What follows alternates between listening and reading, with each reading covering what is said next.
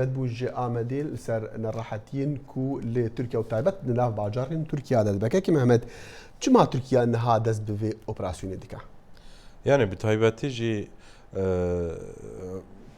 cuda cuda sedemê wê hene.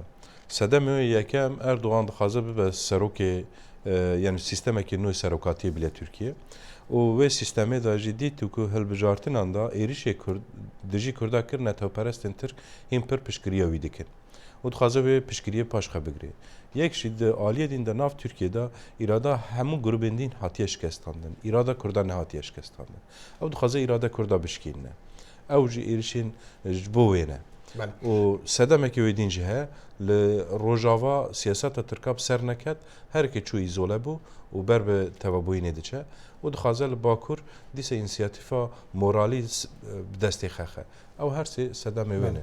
باشە چما مەسەلا di parlemanda piranî bir çima di parlemanda wê heza xwe ji bo mesela sistemê serokatiyê cêbicî nake çima wî bişar bike ji bo ku besnîne ji bo ku sîstema serokatiyê bibîne pêwîstiye ku 367 endamên parlamentoyê ji partiya wî bin ew nîne ew dikare biçe referandumê ji bo ku biçe referandumê ji gerek piştgiriye netewperestên Tirka jî li pişt wî be. Kekî Mehmed raportê de me dîka çawa di nav bajar da şer dibin tu dî hikûmet dibêjim şerê PKK dîkin layên Kurda dibêjin ev sivîlin têne kuştin û di nav bajar.